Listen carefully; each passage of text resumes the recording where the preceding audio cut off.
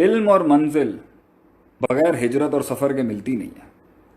اور ہمارے ایک استاد تھے، وہ ہمیں کہتے تھے کہ بیٹا دنیا کے عظیم ترین پیر، دنیا کے عظیم ترین قدم وہ ہیں جو دین کا علم حاصل کرنے کے لیے نکلے.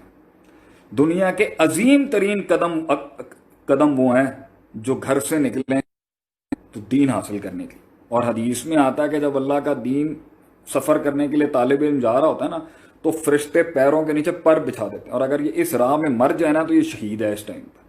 تو جتنے بھی بچے طالب علم عالم بن رہے ہوں گے نا مدارس میں، تو ان کو میری پہلی ٹپ یہ ہے کہ بیٹا اس 8 سال کے پروسیس کے اندر اگر تو فوت ہو گیا نا تو اللہ کے پاس ہی شہید ہو کے جائے گا. اور دنیا کی سب سے ٹاپ نوچ جینٹری ہوتی ہے فرشتوں کی جو اسے پروٹیکٹ کر رہی ہوتی ہے اس ٹائم. دوسری بات ہے علم، ایک اور نقطہ، علم بغیر سفر کے نہیں آتا. تیسرا نقطہ، سفر محدثین کی سنت ہے، سفر کر کر کے انہوں نے حدیثیں جمع کی ہیں. تو جتنے بھی علماء گزرے ہیں، پہلے زمانے میں یہ یونیورسٹی کالجز کا کانسیپٹ نہیں ہوتا تھا. پہلے زمانے میں ایک شیخ، ایک عالم، ایک مینٹر جو ہوتا تھا نا، وہی یونیورسٹی ہوتا تھا. لوگ سفر کر کے اس کے پاس جاتے، اس کی صحبت میں رہتے، ان کا لوٹا اٹھاتے، ان کے پیر دباتے، سر دباتے، محنت کرتے، اور وہاں سے فن حدیث سیکھ کے آتے.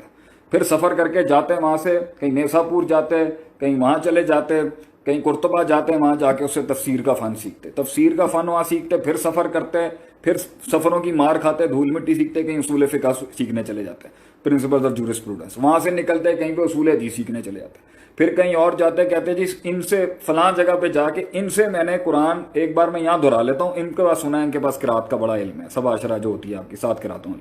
اس طرح لوگ سفر کرتے تھے. ان کے علماء اس ٹائم پر یونیورسٹیاں کنسیڈر کیا تھی. اب وہ دور ڈیفرنٹ ہو گیا، اب وہ معہد آ گیا، انسٹیٹیوشنز آ گئی، یونیورسٹیاں آ گئی، ساری دنیا کے پھول جو ہیں وہ اب ایک ہی ادارے میں مل جاتے ہیں. کتنی کنوینئنس ہے، لیکن پھر بھی جو لذت سفر کر کے علم حاصل کرنے میں ہے نا، وہ کسی بھی چیز میں نہیں ہو سکتی، کیونکہ وہ آپ کو احساس دلا رہی ہوتی ہے.